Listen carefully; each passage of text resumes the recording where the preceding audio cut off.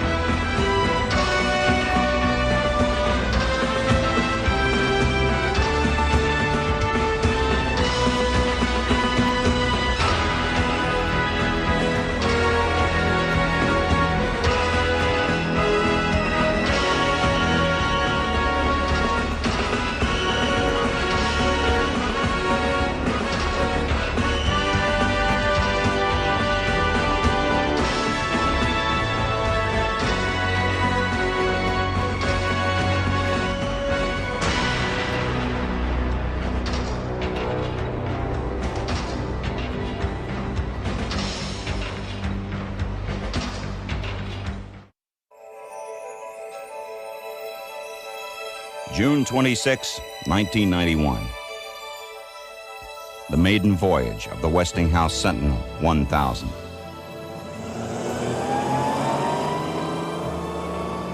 With the command up ship, she rises from her launch pad and regains for the airship a mission lost for over 30 years, a military role for lighter-than-air vehicles.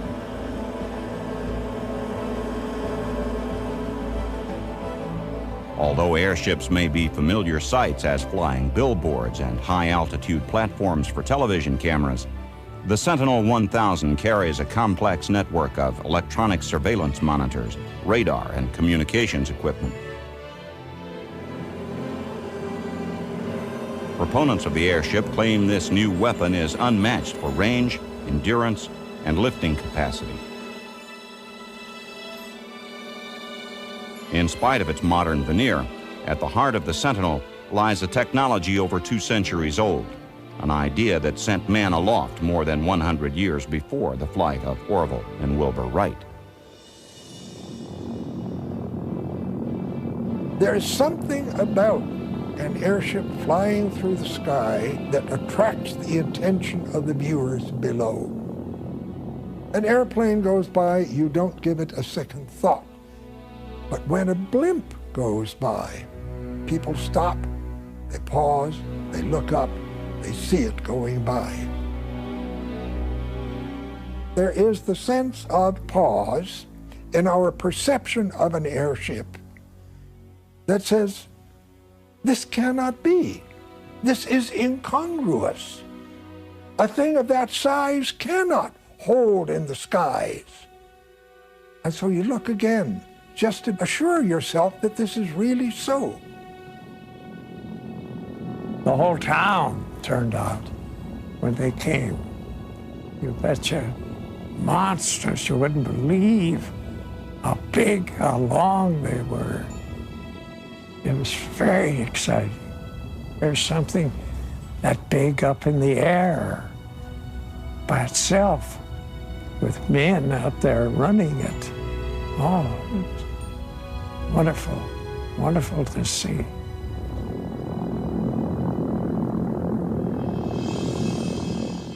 On June 5th, 1783, 2 Frenchmen, Joseph and Etienne Montgolfier, launched the first lighter-than-air balloon.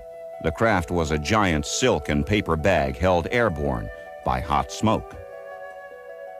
2 months later, a crowd of 50,000 Parisians cheered as Professor Jacques Charles' first hydrogen balloon took flight.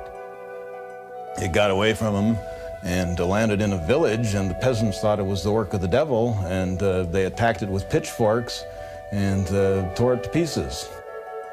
Between the middle of the 19th century and the end of the 19th century, different kinds of people were trying to work out some way in which you could make a balloon dirigible. You could make it steerable. You could apply some power to it so it could move through the air under its own direction.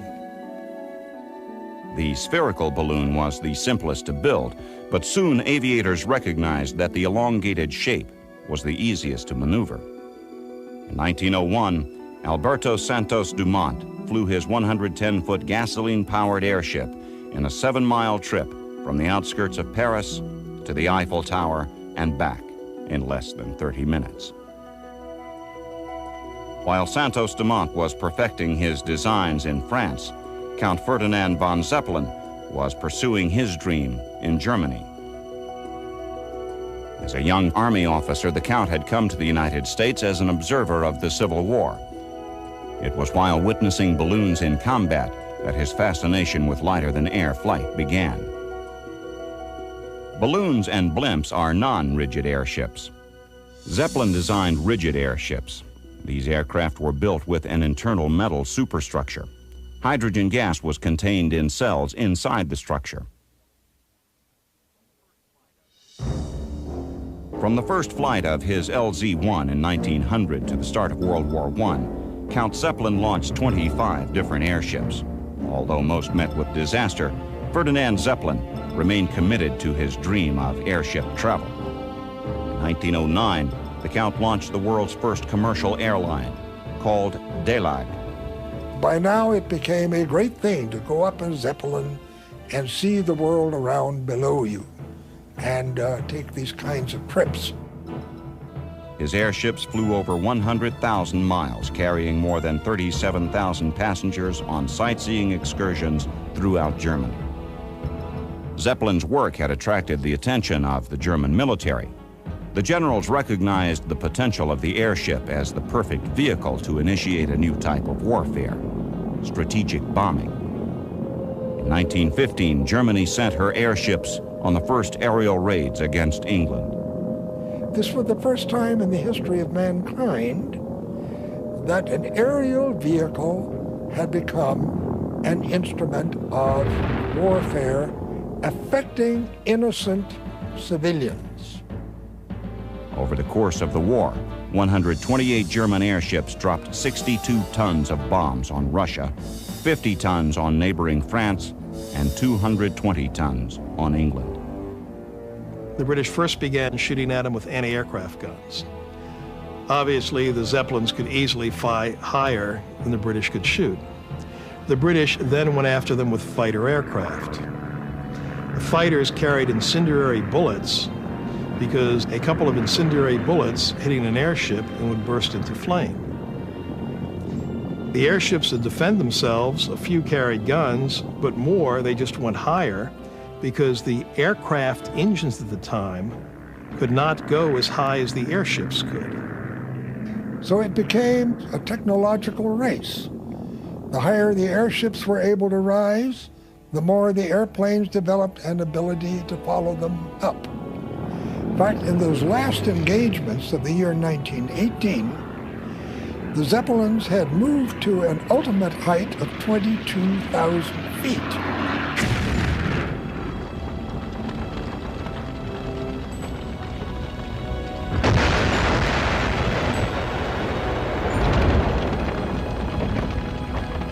They did kill somewhere between 500 and 600 men, women, and children, almost all of whom were non-combatants.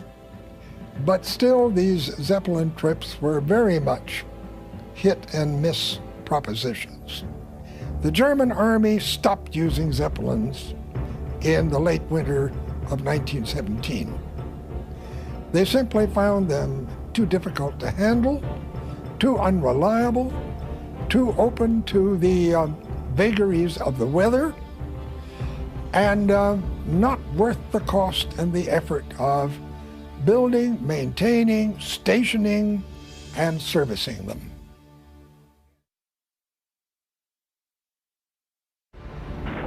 During World War I, the airship proved most successful as a platform for airborne reconnaissance. High above the battle lines, out of range of gunfire, the airships could track enemy movements. German airship captains improvised what was described as the loneliest assignment of the war: observing from the cloud car. The cloud car was a device which let the Zeppelin fly very slowly or even hover above the clouds, and on a cable lower an observation car below the clouds so that the observer could get the intelligence they wanted, telephone it up through a telephone cable to the airship, or be retracted. As dangerous as it must have been, this job had no shortage of volunteers. The crews relished the chance to drift far below the hydrogen-filled mothership and enjoy a pastime that was strictly forbidden above, smoking a cigarette.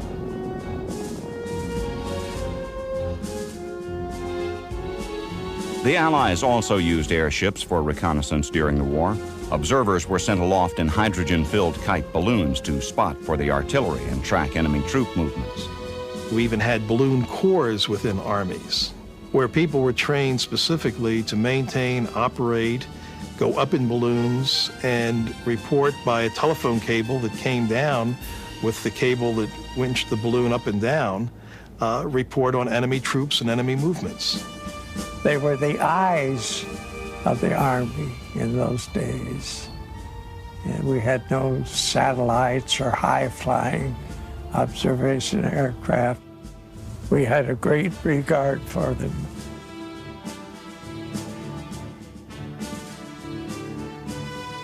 They were, of course, favorite targets of aircraft. And what happens, the bullet goes through the balloon, and of course the pilot jumped out.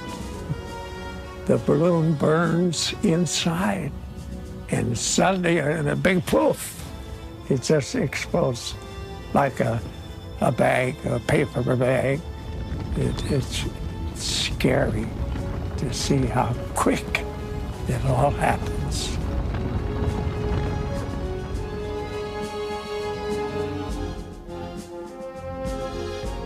The British began rigid airship development late in the war, copying designs from downed German Zeppelins.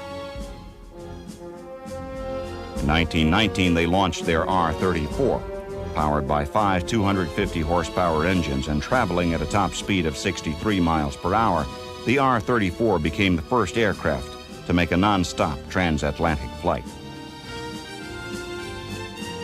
Its sister ship, the R-33, became the first airship to carry an airplane from the ground and launch it in flight.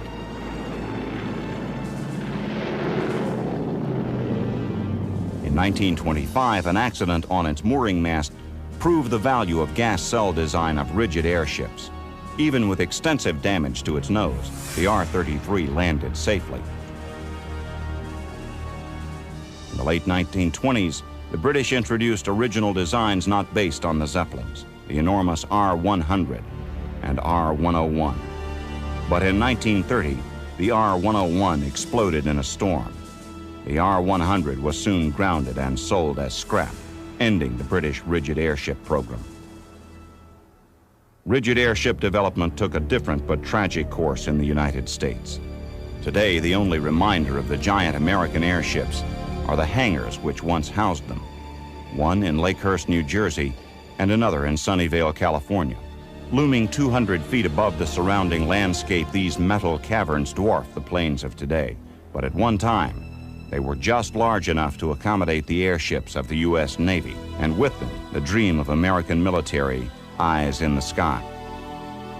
This dream started at the end of World War I. With the Germans vanquished, America now faced a potential new threat, the Japanese Navy. To counter this threat would require new measures as anticipated in a war document known as Plan Orange. Constructed around the idea of a huge fleet battle between the U.S. and Japanese navies, it motivated planners to request airships. The hope was to develop an aerial scouting capability for the Navy.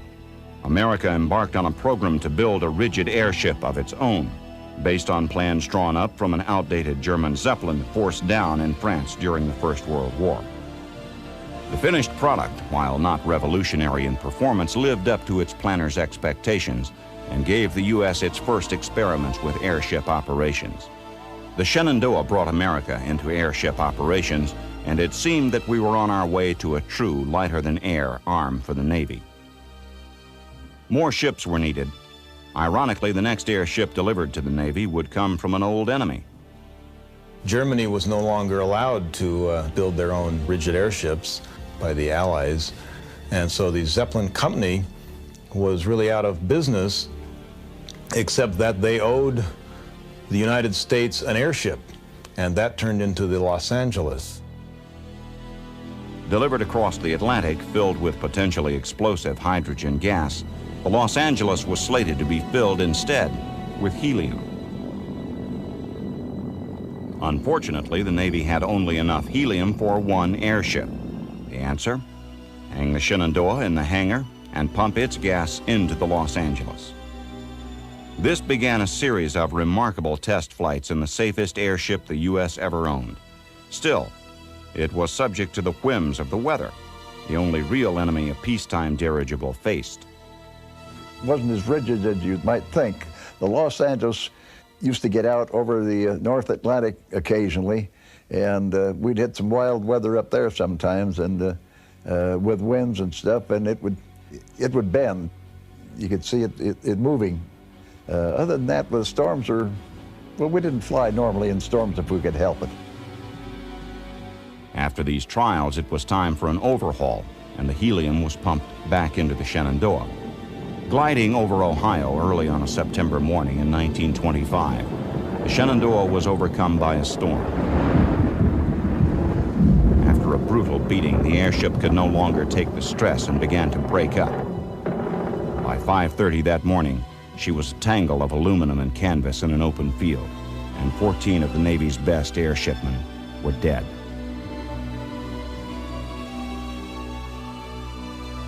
To replace the Shenandoah, the Navy decided to build 2 huge airships as naval scouts for the American fleet. They would be bigger, better, and much more expensive than anything previously attempted in naval aviation.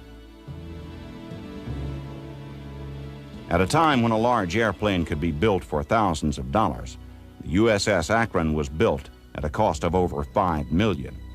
But when it was finished, it was the largest and most advanced airship the world had seen.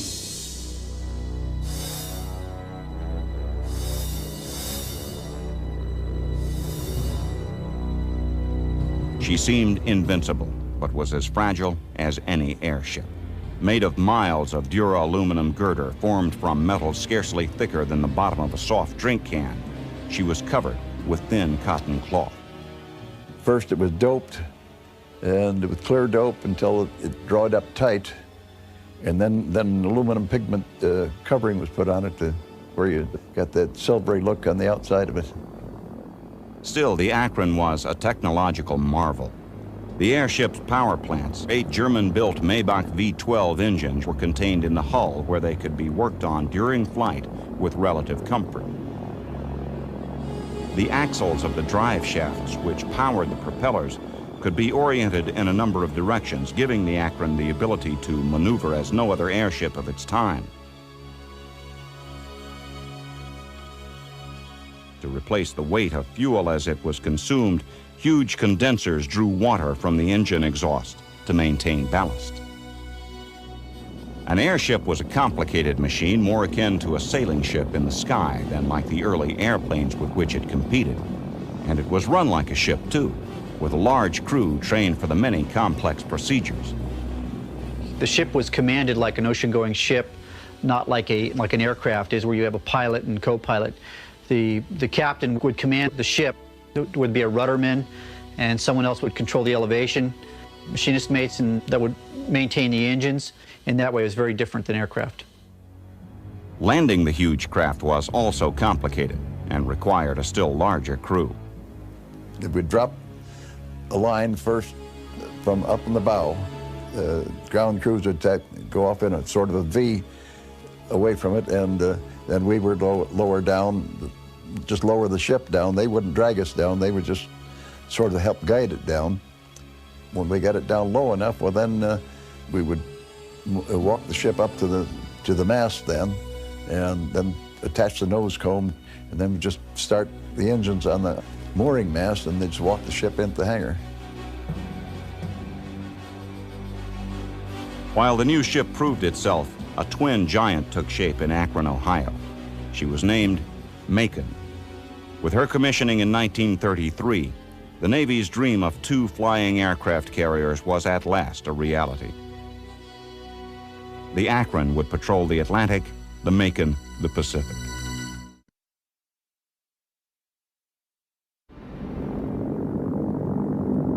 We intended to use the Akron and Macon as flying aircraft carriers. And the concept developed for them in the 20s and 30s was that these airships would fly ahead of the surface fleet and would periodically launch scouting aircraft that would fan out over the water and look for the enemy fleet to give us early warning of the approach of enemy ships. Then the scout planes would fly back to the Akron and Macon, be recovered, put up in their hangar, and if enemy airplanes try to attack the 2 airships, they would launch fighter planes, Sparrowhawks, the same way to engage and shoot down the enemy fighters. To fulfill the role of scout plane and defensive fighter, the Curtiss Wright Sparrowhawk was selected. Chosen primarily for its small size, the Sparrowhawk, unremarkable as a carrier-based plane, seemed well suited to the giant airships. Supported above by a crane, they could be lowered one by one through an opening in the bottom of the hull, and from there, launched into the air. Like an aircraft carrier, the airship would turn into the wind, and the tiny planes would rev their engines as they hung from a metal bar called the trapeze. Barely above stall speed, they would drop when released until they gained sufficient lift to fly their mission. Recovery was the reverse procedure, as they flew up to meet the airship. Problems cropped up from time to time and were handled with typical Navy ingenuity. The system was meant to be practical, not elegant. When the airship took off from Moffett, what would happen is the planes would stay on the ground and wait till the airship got up to a certain elevation and then fly off from Moffett and then attach up onto the mothership.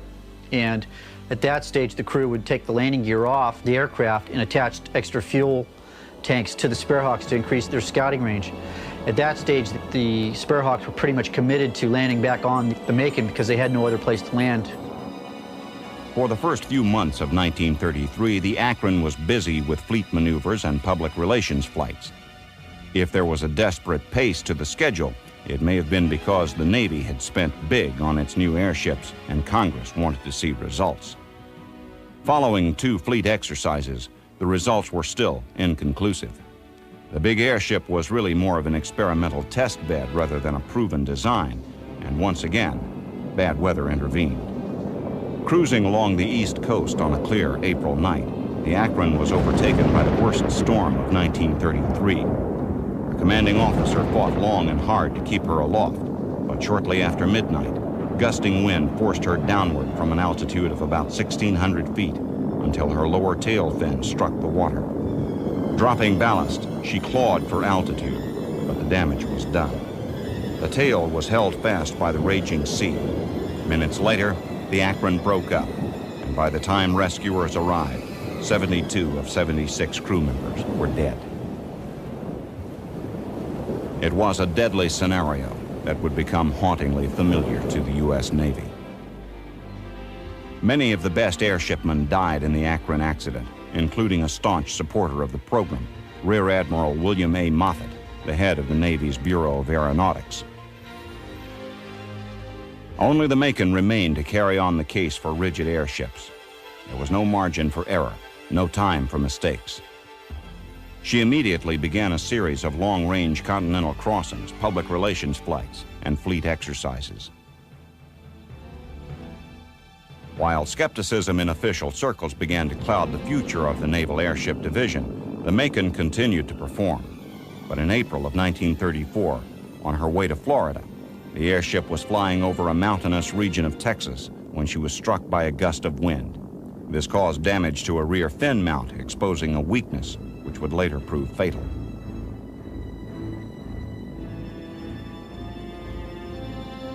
Operating off the coast of California, the Macon participated in extensive fleet exercises in February of 1935. The big ship had scored a number of successes against the simulated opponent, and spirits were high. With her 4 scout planes secured in her belly, Macon made a wide turn and headed north to her home at Moffett Field in Sunnyvale, California. Back on February 12, 1935, when the Macon was trying to reach Moffett Field, they were a few miles from the coastline, and there was a moderate storm off the coast that they were running into. When they started having problems with steering the ship, they deduced that they were losing lift in 2 helium cells. At that stage, the captain decided to start a series of maneuvers to try and stabilize the ship. One of them was to drop some ballast because he lost his lift. So the crew was ordered to drop some ballast. They tried to use the dynamic lift of the propellers, and they were configured to try and steer the ship vertically. As the Macon rose above her service ceiling, she began to bleed precious helium. Losing lift, she fell towards the sea, and Commander Wiley ordered the crew forward to prepare to abandon ship.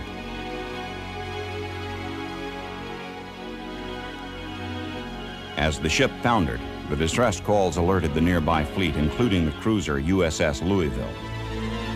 The radio transcriptions still sound urgent some 60 years later. Following from the Macon, quote, falling, unquote. All ships turn on searchlights and cover assigned sectors. Do not set off rockets or flares. Report direct to the Commander-in-Chief of the U.S. Fleet when survivors are picked up. It's always rough off point, sir, but it was really rough that day. And all I could think about, those guys falling in the sea, they haven't got a chance. The Navy ships picked up 81 of the 83 crew members, but as the Macon slipped slowly beneath the waves, it signaled the end of the rigid airship in the United States. The ink was still wet in Versailles when the Zeppelin Company was forced to fight for its very existence. But in 1925, the restrictions were finally lifted. The airship makers set out to build another rigid under the leadership of Dr. Hugo Echner, a dynamic and charismatic man. Money was found, and the airship LZ-127 was built. Named the Graf Zeppelin, by airship standards, it was a luxury liner. But it appeared more like a World War I Zeppelin. It was called the Lucky Airship, but its long history of safe flights had another origin.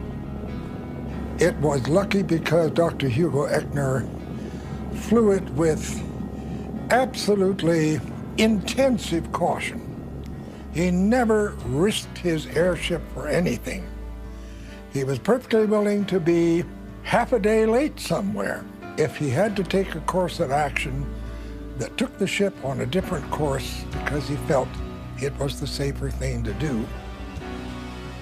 Under Echner's able leadership, the Graf Zeppelin covered over 1 million miles, more than any airship before or since. The Graf Zeppelin made hundreds and hundreds of different trips. A flight to Italy, a flight to Romania, a flight to Bulgaria, a flight to Russia. This is the ship that went all the way around the world. In 1929, the round-the-world flight was Echner's triumph and the realization of the dreams of the visionary Count Zeppelin. As the Zeppelin Company weathered the Great Depression, another giant was taking shape at Friedrichshafen. the Hindenburg was conceived in the fall of 1930 as a successor ship to the Graf Zeppelin. But once again, a key question dogged the designers. To fill the new airship with hydrogen, abundant and cheap, but dangerous, or helium, safe but nearly impossible to get from America, the only source. The Congress had made very stringent laws against the export of helium, except at 1 cubic foot at a time for scientific experimental purposes. And so, the airship flew with hydrogen. 1936 saw the Hindenburg fly to America 10 times and to Brazil 6 times. The new passenger liner began its 1937 season, a commercial success. There are a number of important persons on board. Then chance, aided by the choice of hydrogen for lift, once again intervened. As the Hindenburg was closing on Lakehurst Naval Air Station on the stormy evening of May 6, 1937, crews of Navy ground handlers, over 200 strong, ventured into a light misting rain to haul down the great ship. What happened next is seared into the minds of a generation.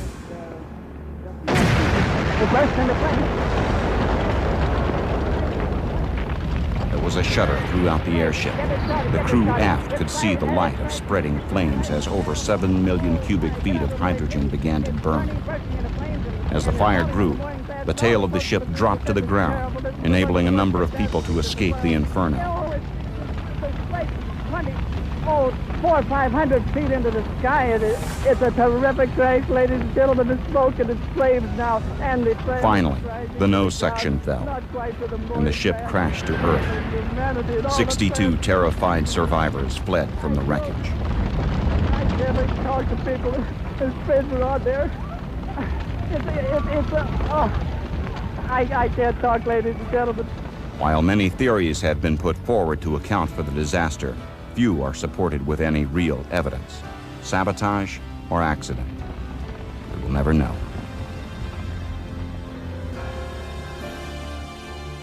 At this moment, another hydrogen-filled ship was cruising a few thousand feet above Europe. It was the Lucky ship, the Graf Zeppelin.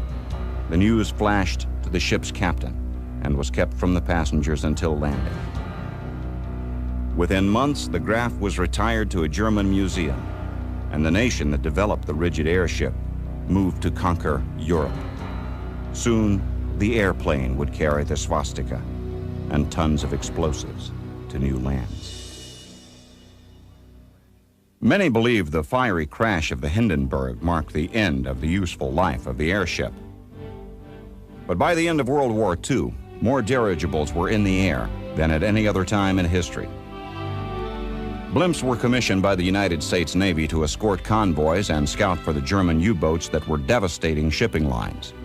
Here, the blimps would serve as long-range eyes for the convoys, and if they spotted a submarine, they would radio to the convoy or the escort commander. To some degree, they were more efficient than aircraft because they could be kept up during the entire transatlantic voyage of the convoy. Convoy duty was long and boring, really. You had to stay diligent. You met them at dawn, wherever your assignment was, and you stayed with them until dark. The mainstay of the U.S. blimp fleet was the K-class dirigibles. The 168 blimps launched by the Navy during the war, 134 were K-ships. The K-types were the only airships that were actually used in wartime patrol.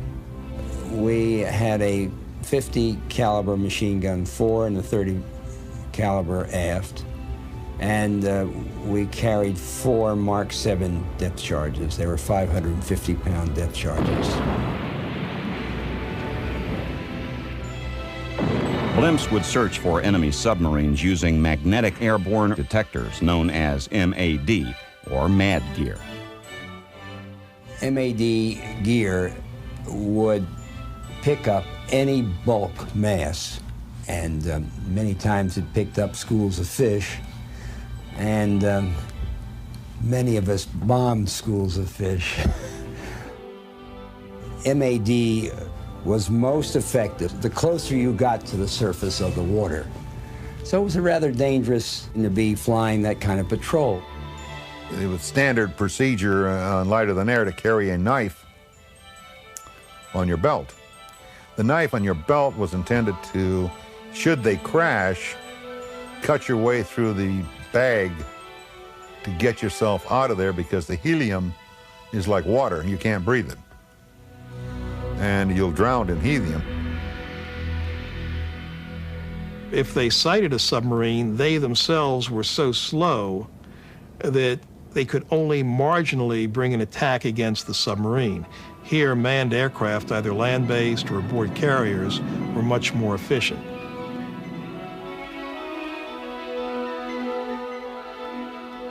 While many have questioned the true value of airships in combat, the fact remains that during World War II, not a single vessel was lost to enemy submarines, while a convoy was escorted by airships. As tensions escalated during the Cold War, the United States recognized the need for large airships to patrol North America, guarding against a surprise nuclear attack. There was a whole new interest in non-rigid airships to use as radar platforms. Because here you could take a radar up several thousand feet, and the radar carried in the airship could provide early warning of enemy surface ships or enemy aircraft approaching. A new series of non-rigid blimps called the ZPG class were delivered in 1952. The ZPG blimps were fitted with 3 onboard radar systems and a large radar dome beneath the gondola. Nearly 100 feet longer than the World War II K-class dirigibles, the airships carried almost 1 million cubic feet of helium and cruised at 80 miles per hour.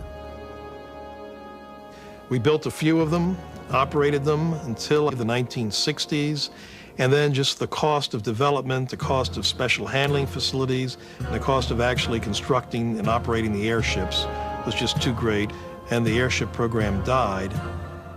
By 1962, the last U.S. Navy blimp was deflated, decommissioned, and there were, at that time, then 2 blimps left in the whole world, the 1 Goodyear and 1 small advertising blimp left in Germany. And that was the lowest number of airships in the skies in this century. The airship program was resurrected by the Navy in the 1980s when Secretary of the Navy John Lehman wanted to look into the feasibility of radar picket airships to support fleet operations. Today, the Sentinel 1000 is the largest lighter-than aircraft in the world at 222 feet long and a gas capacity of over 350,000 cubic feet. With enormous lifting power and extremely low fuel consumption, the Sentinel 1000 can remain aloft without refueling for more than 24 hours. The United States Navy envisions a primary role as a long-endurance platform for airborne radar to counter high-speed cruise missiles. An advantage of the airship over its fixed-wing counterparts is the ability to carry large and unusually shaped antennas inside the gas bag. Housed internally, these antennas do not interfere with the aerodynamics of the aircraft. Powered by twin diesel engines generating 2,400 horsepower, the Sentinel achieves a top speed of over 60 knots. For takeoff, the airship needs only a surface area with a radius of 300 feet. The airship is surprisingly durable if hit by enemy fire. The shape of the blimp is maintained with very low internal pressure, so if punctured, the gas does not escape rapidly. A 1-foot hole in the bag results in the loss of less than 10% of the airship's helium during the first hour. Many feel the role of the airship can be better accomplished with reconnaissance satellites. But with the launch of the Sentinel 1000, proponents hope the airship will once again regain a prominent place in the history of flight. The Navy's last blimp was decommissioned in 1962, and the rigid airship saw its end with the dawn of the Second World War. But somewhere below the cold waves of Point Sur, California, lies the wreck of the USS Macon. With it are the last artifacts of a vanished era of aviation history. In the late 80s, members of the Monterey Bay Aquarium Research Institute, known as MABARI, found a fragment of the Macon which had been residing literally under their noses. We were looking for more clues as to where we might be able to find the Macon's location. We had a piece of girder structure that a fisherman brought up. We were able to locate the fisherman, and he provided us with enough information that we could, that led to a successful dive with the U.S. Navy in 1990. The Seacliff crew were able to find the main debris field pretty much as advertised within about 10 minutes. So I was very relieved that everything went so well. It was very exciting. With this tantalizing discovery, events quickened. A more thorough effort was mounted through the Institute, and their research vessel headed out to sea. A robotic submersible known as an ROV was sent over the side. Within minutes, it came to rest in 1,500 feet of water. Before it spread the wreck of America's last airship. We were able to map out a likely scenario of how the airship broke up. It appears that maybe it broke up into thirds as it went down, and then maybe the tail section was actually not in the two fields that we'd found.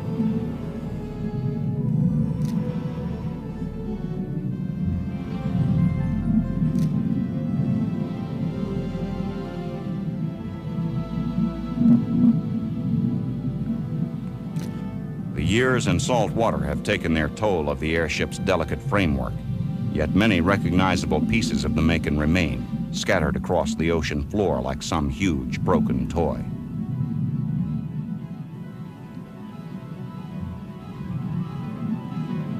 The airship's docking nose cone used to moor it to the mast at Moffett Field is now a rusting hulk.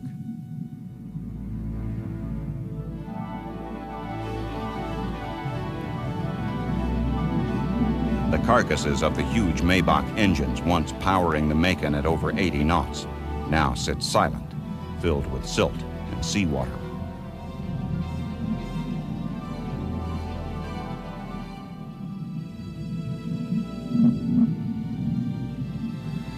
A jumble of dishes from the galley, once feeding hungry airshipmen, are now picked clean by deep-sea scavengers. A burst fuel tank, others of which were thrown overboard in 1935 in desperate efforts to keep the airship buoyant in its last moments, are now a haven for shy fish. The door to the control car laying flat, surrounded by wire, cabinets, and other tools of command, all lie undisturbed.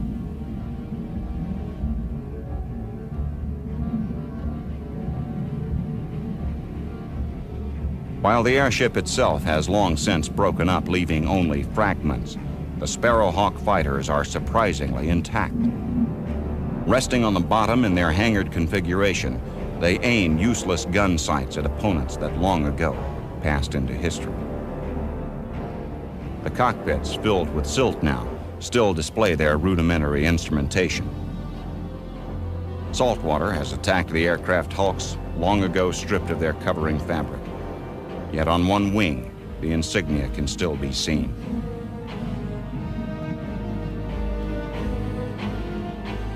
One last solitary Sparrowhawk resides in the Museum of Naval Aviation, but these planes will stay where they are, never again to see the skies in which they once flew. They will remain here with the Macon as monuments to men lost and a war fought and won without them.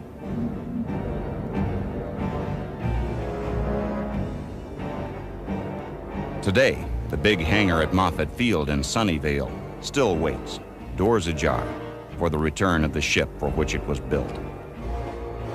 The airships will not return, but they were a gracious and once visionary piece of aviation history.